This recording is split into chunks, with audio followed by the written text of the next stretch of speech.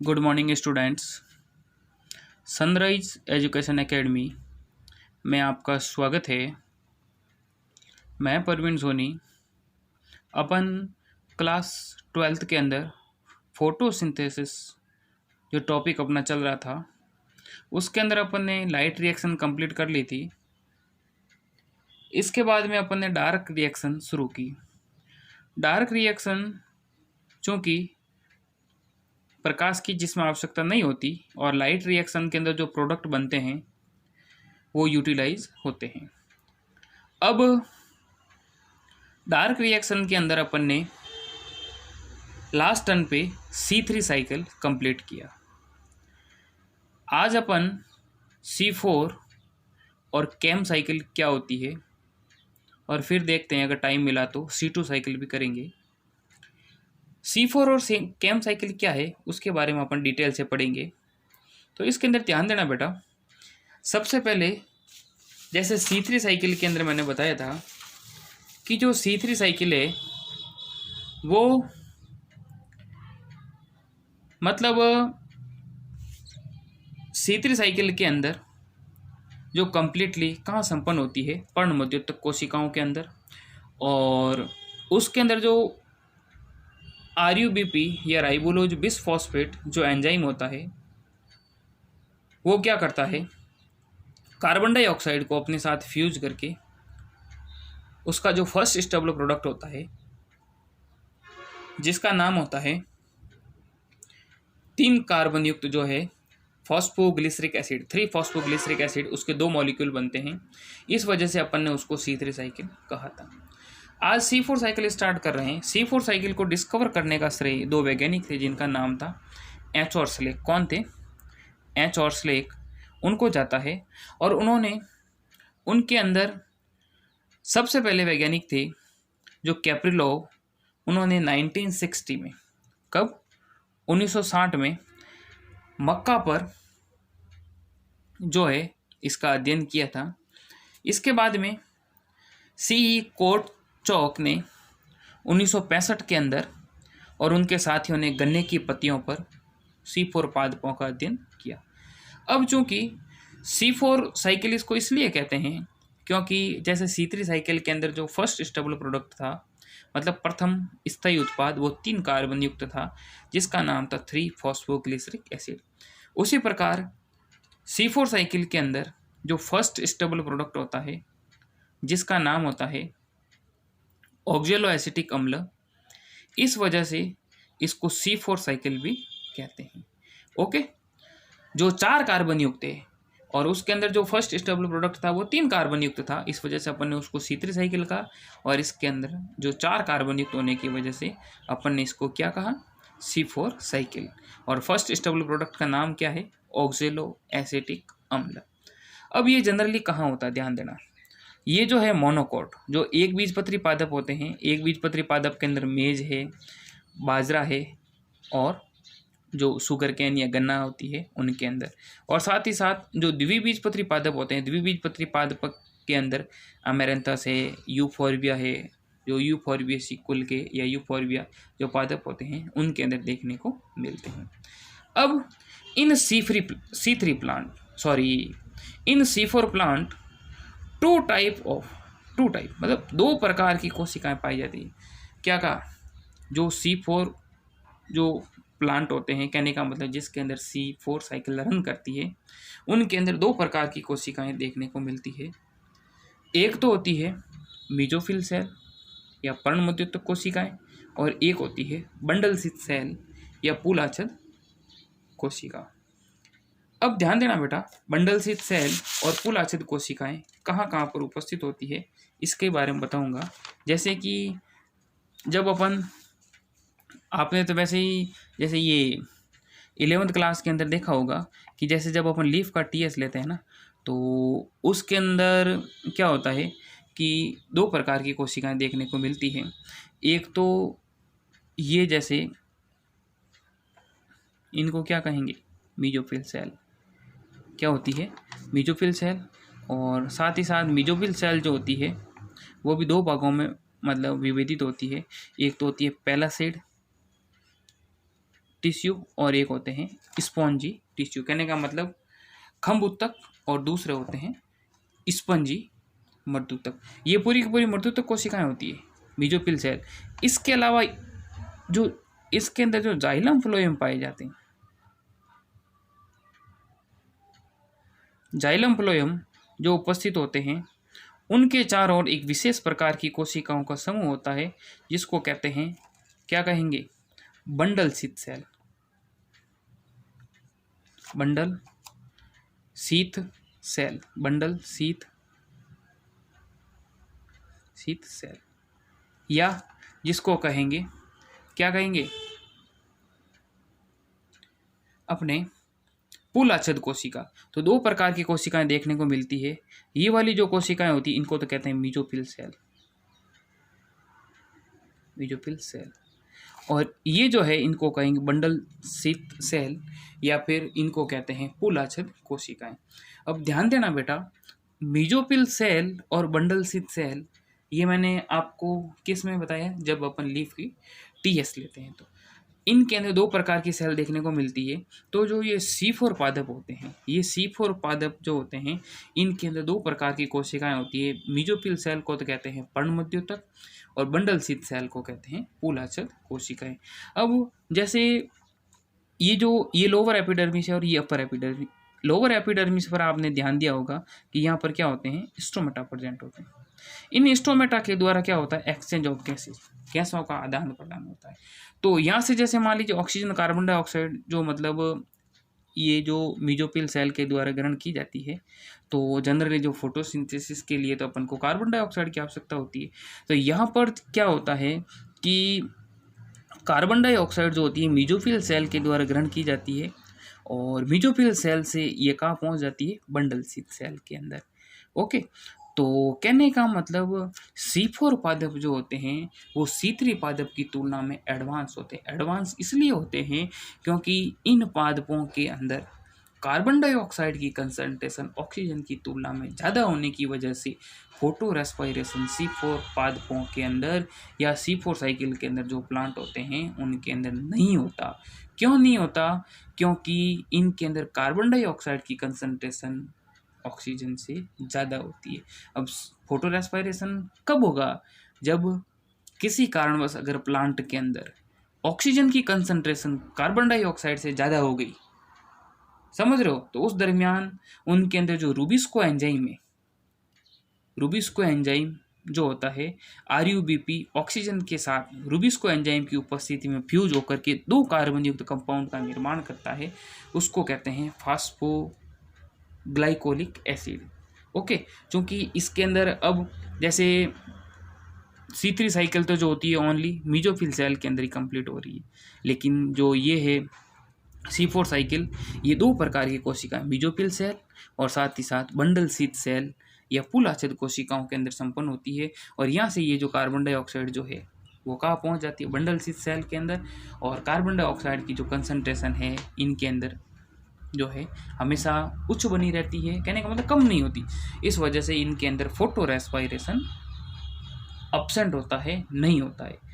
Okay, अब ध्यान देना बेटा, ये दो प्रकार की कोशिकाएं इनके अंदर जो पाई जाती है, मैंने आपको बताया देखो कि एक तो मेसोफिल सेल और एक होती है बंडल शीथ सेल। अब मेसोफिल सेल जो होती है उनके अंदर क्लोरोप्लास्ट जो प्रेजेंट होते हैं वो कैसे होते हैं, स्मॉल और साथ ही साथ वेल डेवलप और विद ग्रेना। कैसे होते हैं, छोटे होते हैं और साथ ही साथ ग्रेना युक्त होते हैं। और पुलाच्छद जो कोशिकाएं होती है उनके अंदर ग्रेना जो है वो एब्सेंट होती है और साथ ही साथ क्लोरोप्लास्ट जो होते हैं वो कैसे होते हैं, बड़े होते हैं। ओके, अब क्या होता है कि जो C4 प्लांट होते हैं, C4 प्लांट के अंदर जो प्रकाशिक अभिक्रिया होती है वो तो कहने का मतलब मेसोफिल सेल के अंदर कंप्लीट होती है।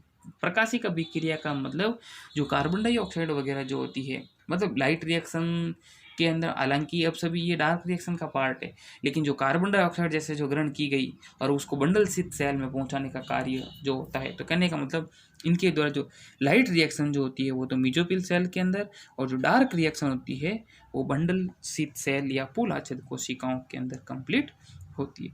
फिर इनके अंदर हाँ एक ध्यान रखना बेटा, क्रेंज एनाटोमी। क्रेंज एनाटोमी क्या है, ये जैसे कि जो मैंने आपको बताई ना, ये वाली ये जो पुल आश्रित कोशिका, इस पुल आश्रित कोशिका मतलब ये एक माला रूपी संरचना होती है और जर्मन भाषा में क्रेंज को माला ही कहते हैं। ओके, तो ये जो मालाकार समूह है इसी को कहते हैं क्रेंज। क्या बोलते हैं? क्रेंज। और इस प्रकार का जो एडेप्टेशंस देखने को मिलता है उसको कहते हैं क्रेंज एनाटोमी। तो इन पादपों के अंदर C4 पादपों में क्रेंज एनाटोमी देखने को मिलती है। ओके, क्रेंज एनाटोमी प्रेजेंट होती है। इसके अलावा इनके अंदर फोटो रेस्पायरेशन जो होता है वो कंप्लीटली अब्सेंट होता है, नहीं पाया जाता, जबकि C3 पादपों के अंदर पाया जाता है। ओके, अब देखो इसी को कंटिन्यू करते हैं। अब ध्यान देना बेटा, अपन C4 साइकिल में बता रहा हूँ आपको, ध्यान से सुनना। देखो C4 साइकिल जो होती है इस तरीके से 2 सेल के अंदर कंप्लीट होती है। एक तो है, ठीक है, एक हो गई जैसे ये देखो 2 प्रकार की सेल होती है।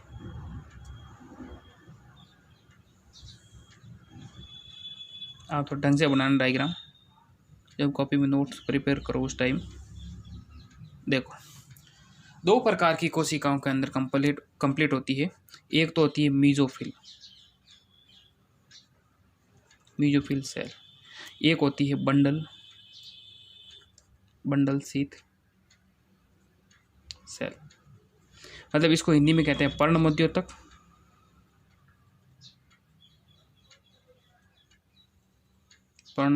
कोशिका, और एक होती है पुलाच्छद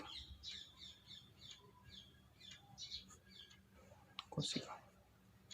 ओके, पर्णमध्योतक कोशिका और एक होती है पुलाच्छद कोशिका।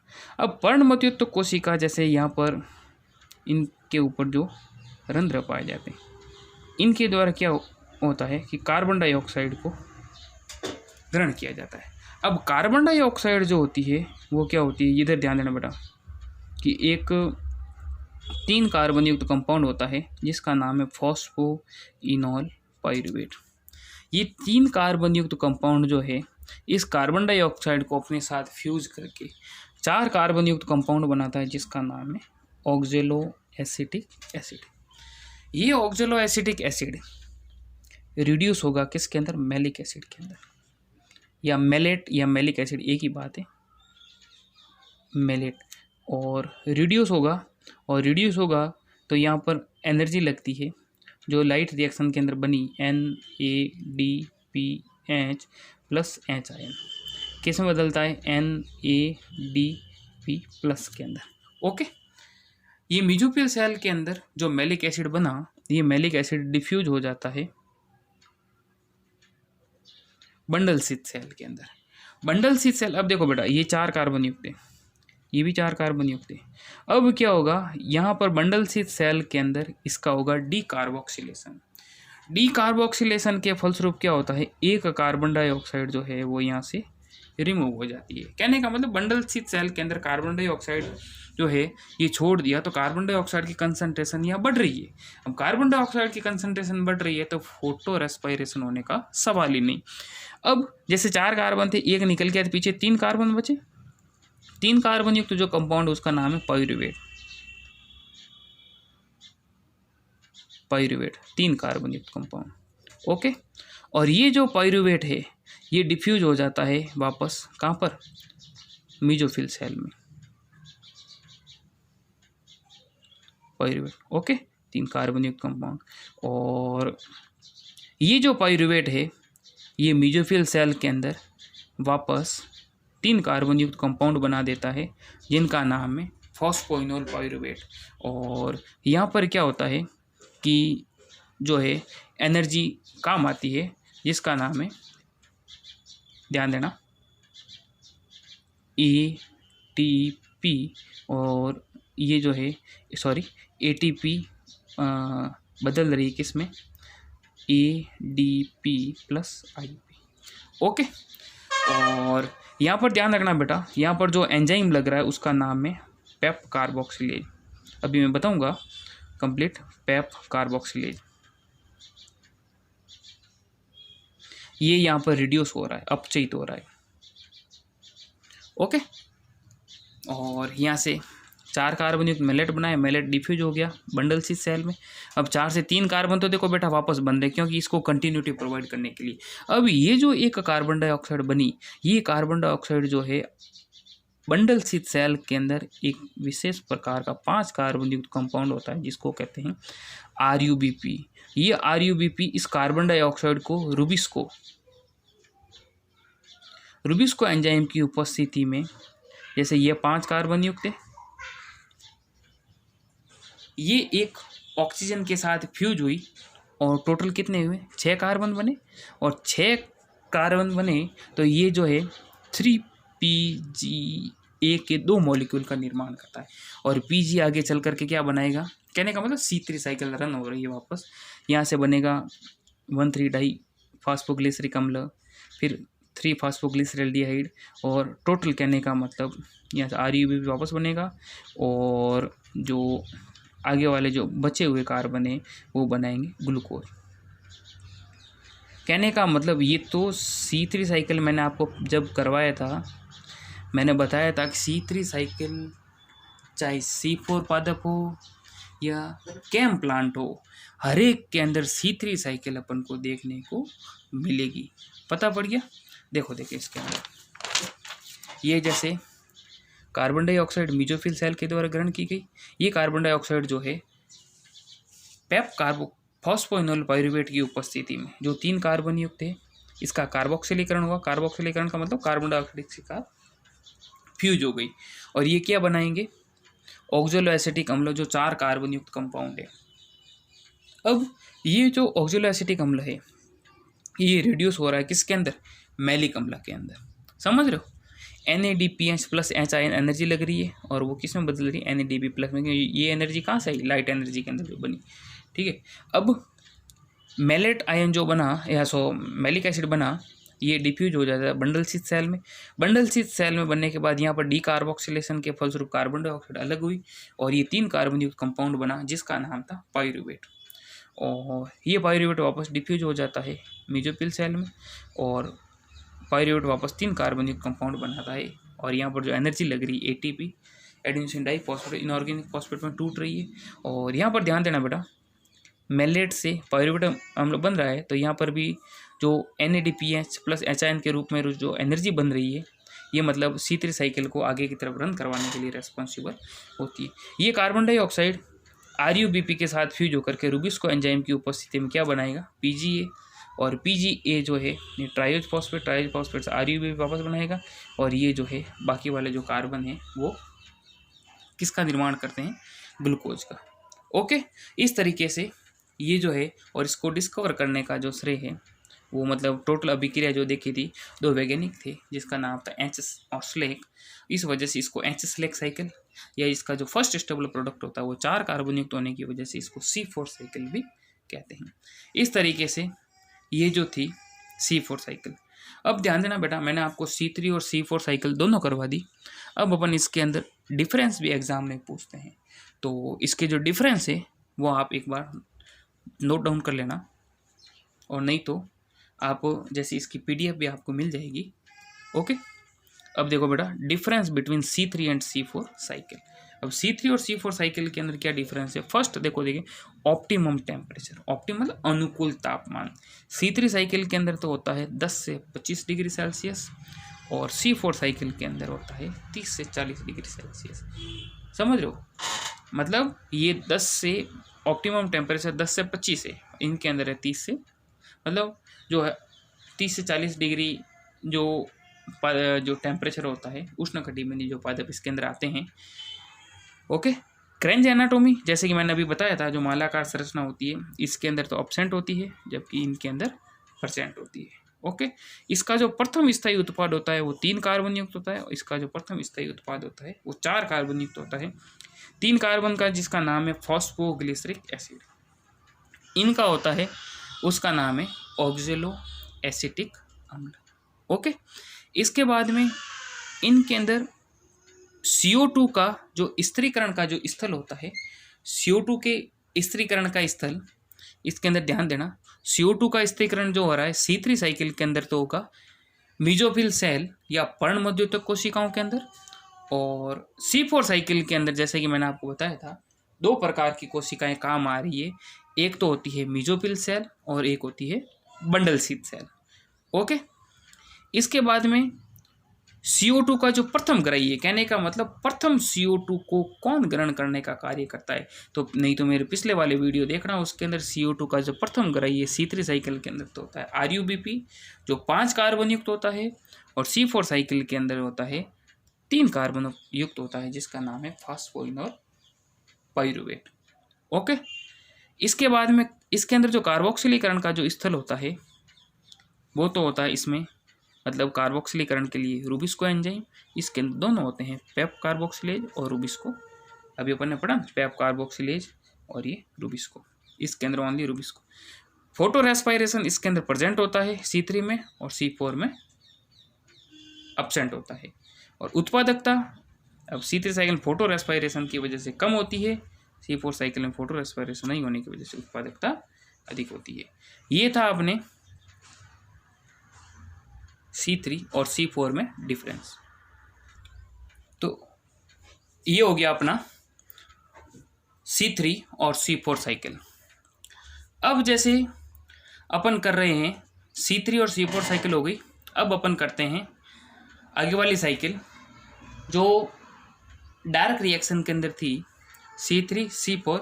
इसके बाद में है क्रेसुलेशियन एसिड मेटाबॉलिज्म, क्रेसुलेशियन अम्ल उपापचय चक्र, या जिसको कैम साइकिल के नाम से भी जाना जाता है। अब ध्यान देना बेटा, कैम साइकिल जिसकी डिस्कवरी किसने की थी, ओलेरी और राउनी। किसने की थी, ओलेरी और राउनी ने। और कैम साइकिल जो होती है क्रेसुलेसी कुल के जो मेंबर है, क्रेसुलेसी कुल के मेंबर्स के अंदर चलता है।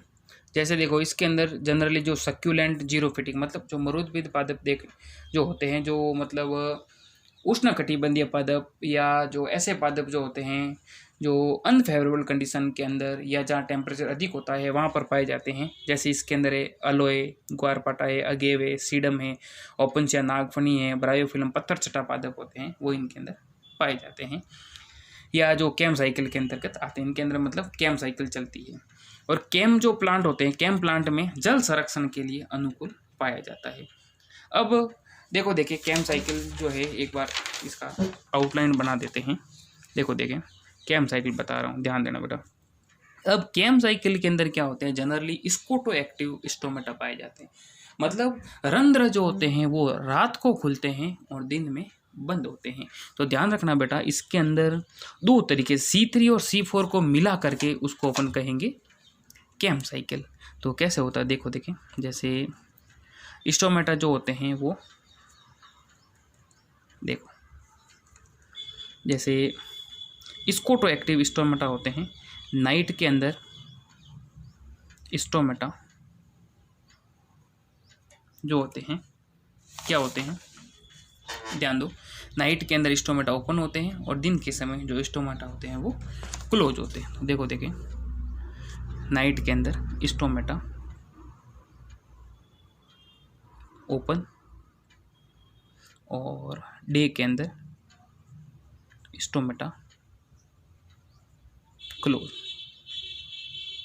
ओके, और ये हो गई, यहाँ पर होती है C4 साइकिल और यहाँ पर होगी C3।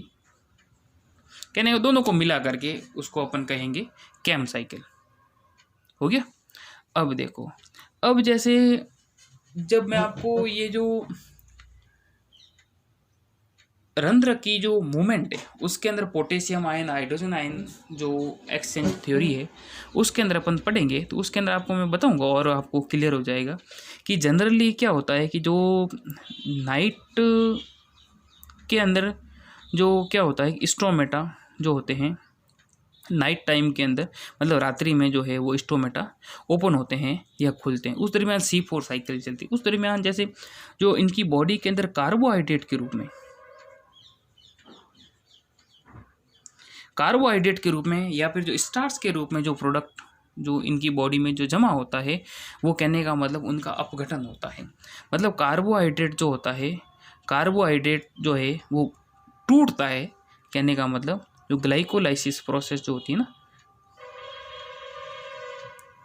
ग्लाइकोलाइसिस प्रोसेस के द्वारा किसमें बदलता है, फॉस्फोइनोल पाइरूवेट के अंदर 3 कार्बन युक्त कंपाउंड, समझ रहे हो।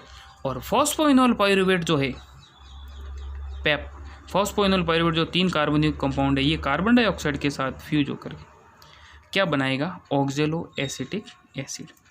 और ये ऑक्जेलो एसिटिक एसिड जो है आगे चल करके मैलिक एसिड बनाता है। और मैलिक एसिड जो है वो मतलब वापस डिफ्यूज हो जाता है दिन के अंदर, जो मतलब पायरुविक अम्ल बनाता है और उसका वापस डीकार्बोक्सिलीकरण के द्वारा क्या होता है, कार्बन डाइऑक्साइड रिमूव होती है। तो कहने का मतलब रात्रि के अंदर क्या होता है कि इनके अंदर जो कार्बोहाइड्रेट है, ध्यान देना, जैसे कार्बोहाइड्रेट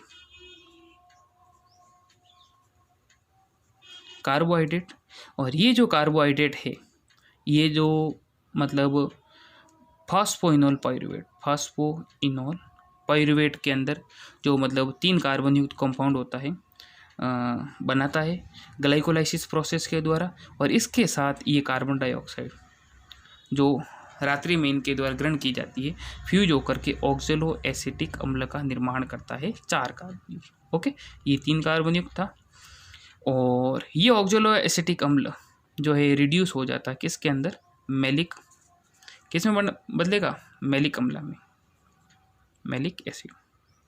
और ये जो मैलिक एसिड है, ये मैलिक एसिड दिन के समय, समझ रहे हो,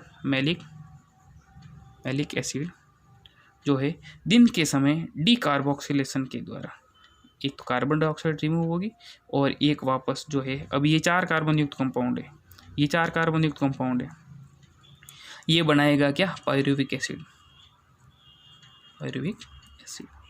और ये पायरुविक एसिड जो है वापस जो रात्रि के समय इनके अंदर, कहने का मतलब एक एंजाइम होता है जिसका नाम है phosphate pyruvate dikinase, phosphate pyruvate dikinase enzyme की उपस्थिति में किस में बदल जाता है, फॉस्फोइनोल पाइरूवेट के अंदर, समझ रहे हो। तो यहाँ पर क्या होता है कि जैसे ये यहाँ पर रिड्यूस हो रहा है ना, तो यहाँ पर जो है इनके अंदर जो एनर्जी बन रही है वो यहाँ पर काम आ जाती है, जो लाइट रिएक्शन के अंदर बनी थी, कौन सी, NADPH प्लस HIN, ये बदलती है NADP के अंदर, समझ रहे हो। और ये जो कार्बन डाइऑक्साइड यहाँ बनी, ये कार्बन डाइऑक्साइड RUBP के साथ फ्यूज होकर के रूबिस्को एंजाइम की उपस्थिति में क्या बनाएगी, PGA, फॉस्फोग्लिसरिक एसिड। और ये जो फॉस्फोग्लिसरिक एसिड है ये वापस RUBP बनाएंगे और बाकी वाले जो कंपाउंड है वो क्या बनाएंगे, ग्लूकोज है या शर्करा है, शुगर वगैरह कंपाउंड बना देते। अब देखिए इसको, और यहाँ पर भी वापस एनर्जी लगती है, यहाँ पर भी ATP के रूप में एनर्जी काम आती है। देखिए इसकी पूरी फ्लो चार्ट व्यवस्थित डायग्राम है। इसके अंदर कहने का मतलब कार्बन डाइऑक्साइड का फिक्सेशन 2 बार होता है, एक तो प्रारंभिक फिक्सेशन और एक ये लास्ट फिक्सेशन, क्योंकि अब जैसे मैंने कहा डीकार्बोक्सिलेशन होगा तो ये कार्बन डाइऑक्साइड रिमूव होगी। अब ध्यान देना बेटा, जो कार्बोहाइड्रेट के अंदर जो फॉस्फोइनोल पाइरूवेट है, ये 3 कार्बन युक्त कंपाउंड है, नाइट टाइम के अंदर कार्बन डाइऑक्साइड के साथ फ्यूज होकर के पैप कार्बोक्सिलेज एंजाइम की उपस्थिति में 4 कार्बन युक्त कंपाउंड बनाता है जिसका नाम है ऑक्जेलो एसिटिक अम्ल। ये रिड्यूस होता है किसके अंदर, मैलिक अम्ल के अंदर। और यहाँ पर जो NADPH2 जो है एनर्जी लगती है, मैंने बताया था मैलिक एसिड की। अब ये कहाँ स्टोर है, वैक्यूल के अंदर।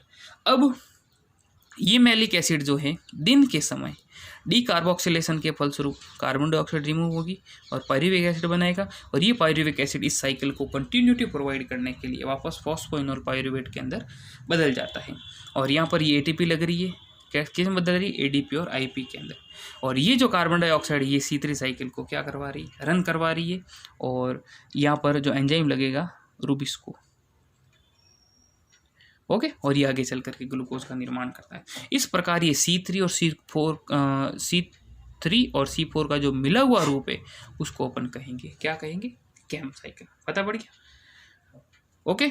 और इनके अंदर क्या होते हैं, क्रेंज एनाटोमी जो होती है, ध्यान रखना बेटा, एब्सेंट होती है, जबकि C4 पादपों के अंदर क्रेंज एनाटोमी पाई जाती है, कैम पादप के अंदर नहीं होती। इनके अंदर जो रंध्र होते हैं वो कैसे होते हैं, स्कोटो एक्टिव रंध्र। स्कोटो एक्टिव रंध्र का मतलब हो गया, रंध्र जो होते हैं वो रात्रि में खुलते हैं और दिन में बंद रहते हैं। इसके अलावा इसके अंदर जो एंजाइम उपस्थित होते हैं उनका नाम है, एक तो है पेप कार्बोक्सिलेज और एक होता है रुबिस्को एंजाइम। पेप कार्बोक्सिलेज तो ये रहा और इसके अंदर ये रुबिस्को, और दोनों कहाँ पर होती है प्रोसेस, ये ओनली हो रही है मीजोफिल सेल के अंदर। तो C3 साइकिल मीजोफिल सेल में हो रही है, C4 साइकिल मीजोफिल सेल और बंडल स्थित सेल के अंदर होती है, और कैम साइकिल जो होती है वो ओनली मीजोफिल सेल। ये थी बेटा C3, C4 और कैम साइकिल। ओके, अब अपन कर रहे हैं, वैसे डार्क रिएक्शन का ही पार्ट है, फोटो रेस्पायरेशन या प्रकाश श्वसन। अब फोटो रेस्पायरेशन क्या है, इसकी साइकिल किस तरीके की होती है, उसको अपन कंप्लीटली डिटेल के अंदर पढ़ेंगे। तो ध्यान देना बेटा, फोटो रेस्पायरेशन किस केस में होगा। फोटो रेस्पायरेशन मैंने आपको बता दिया है कि मीजोफिल सेल के अंदर एक 5 कार्बन युक्त कंपाउंड होता है जिसका नाम है RUBP। ओके, ये RUBP और इसके अंदर जो मीजोफिल सेल में जो एंजाइम पाया जाता है उसका नाम है रुबिस्को। समझ रहे हो, राइबोलोज बिसफॉस्फेट कार्बोक्सिलेज ऑक्सीजनेज। ये रुबिस्को एंजाइम की जो मतलब ड्यूल नेचर होता है, ये ऑक्सीजन के साथ भी फ्यूज हो सकता है और कार्बन डाइऑक्साइड के साथ भी फ्यूज हो सकता है। कहने का मतलब इसके अंदर ऑक्सीजनेज, देखो कार्बोक्सिलेज ऑक्सीजन दोनों प्रकार के एंजाइम पाए जाते हैं। जिसकी कंसंट्रेशन जिस सेल के अंदर ज़्यादा है उसके साथ ये रुबिस्को जो है RUBP को बाइंड कर देता है।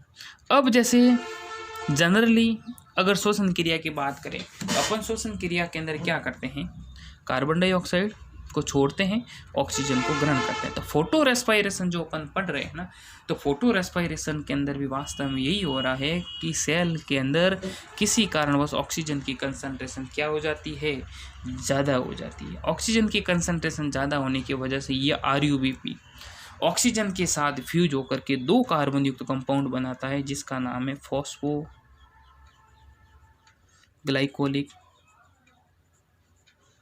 Glycolic acid. 2 कार्बन युक्त कंपाउंड बनाता है जिसका नाम है फॉस्फोग्लाइकोलिक एसिड। ओके, अब जैसे मान लीजिए 2 कार्बन युक्त कंपाउंड, अब RUBP के अंदर टोटल कितने हैं, 5 कार्बन है। अब फॉस्फोग्लाइकोलिक एसिड कहने का 2 कार्बन युक्त कंपाउंड है तो 2 2 4, 2 मॉलिक्यूल इसके बन गए। तो अब जो एक कार्बन जो बच रहा है ना, वो कार्बन क्या होता है, कार्बन डाइऑक्साइड के रूप में बॉडी से बाहर डिस्चार्ज होता है। तो कहने का मतलब ये है कि इनके अंदर जो कार्बन डाइऑक्साइड के रूप में जो मॉलिक्यूल बाहर निकल रहा है और साथ ही साथ जो ये 2 मॉलिक्यूल बने फॉस्फोग्लाइकोलिक एसिड के, टोटल कितने हुए, 4 मॉलिक्यूल।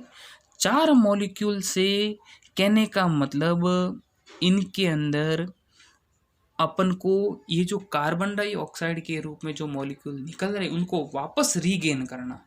रीगेन करने का मतलब है कि अब जैसे ये जो ऑक्सीजन की कंसंट्रेशन बढ़ रही है उस दरमियान जो कार्बन जो 2 मॉलिक्यूल बन रहे हैं ना, समझ रहे हो, यहाँ पर RUBP के अपन 2 मॉलिक्यूल काम में लेंगे, क्यों काम में लेंगे वो भी बताऊंगा। तो कहने का मतलब ये कि ये जो कार्बन डाइऑक्साइड के रूप में ये जो कार्बन या कार्बन डाइऑक्साइड जो निकल रही है ना, ये इनके प्रकारेण कोशिका के अंदर कार्बन डाइऑक्साइड बढ़ाना। क्यों, क्योंकि अगर ऑक्सीजन की कंसंट्रेशन ज़्यादा होगी तो ये कहने का मतलब अगर ऑक्सीजन की कंसंट्रेशन अगर सेल के अंदर ज़्यादा है तो क्या होगा, एक तो प्रॉपर तरीके से फोटोसिंथेसिस नहीं होगा और साथ ही साथ लाइट रिएक्शन के अंदर जो ATP और NADPH+H बनी एसिमिलेटरी पावर वो भी कंज्यूम हो जाएगी। तो कहने का मतलब है कि फोटो रेस्पायरेशन जो है वो एक डबली वेस्टफुल प्रोसेस है, मतलब एक नष्टकारी अभिक्रिया है। नष्टकारी अभिक्रिया क्यों कहते हैं, क्योंकि इनके अंदर एक तो फोटोसिंथेसिस कंप्लीटली स्टॉप हो जाती है, साथ ही साथ लाइट रिएक्शन के अंदर जो एनर्जी बनी वो भी कंज्यूम हो जाती है। अब ध्यान देना बेटा, देखो इसको, क्योंकि इसका जो C2 साइकिल इसको इसलिए कहते हैं कि इसका जो फर्स्ट स्टेबल प्रोडक्ट होता है वो 2 कार्बन युक्त होता है, इस वजह से इसको C2 साइकिल कहते हैं। और फर्स्ट ग्लाइकोलिक एसिड बनता है, इस वजह से इसको ग्लाइकोलेट साइकिल भी कहते हैं।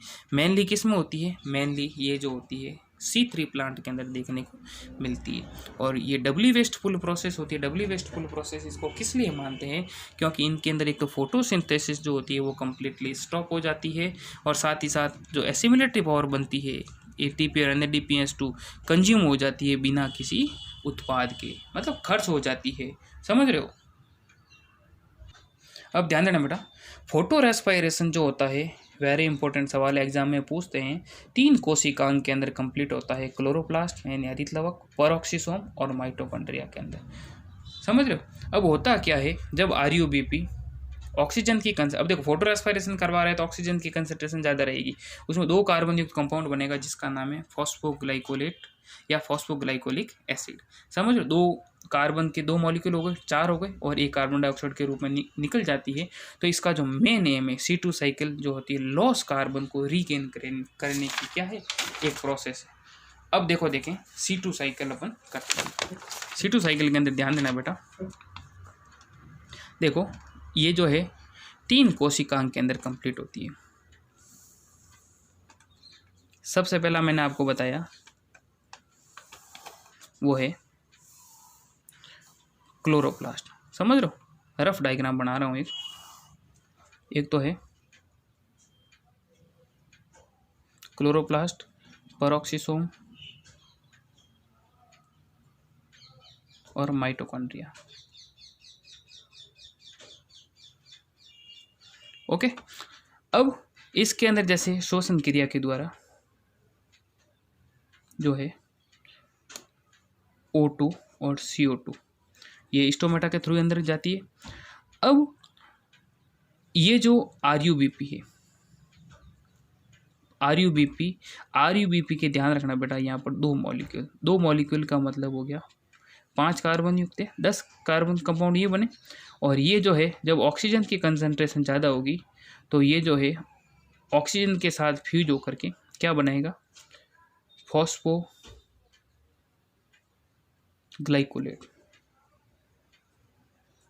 फॉस्फोग्लाइकोलेट 2 कार्बन युक्त कंपाउंड है और जिसके क्या बनेंगे 2 मॉलिक्यूल। ओके। ये आगे चल करके क्या बनाएगा, ग्लिसरेट। ये फिर मध्यवर्ती कंपाउंड बनेंगे, ध्यान देना क्या बनाएंगे, ग्लाइकोलेट डिफ्यूज। अब ये भी सब 2 कार्बन युक्त और 2 मॉलिक्यूल। ओके। ये ग्लाइकोलेट डिफ्यूज हुआ पेरोक्सिसोम में। समझ रहे हो। फिर यहां से क्या बनेगा, ग्लाइऑक्सिलेट। ग्लाइऑक्सिलेट से ग्लाइसिन डिफ्यूज हो गया किसके अंदर, माइटोकॉन्ड्रिया के अंदर। एक प्रकार का अमीनो एसिड है।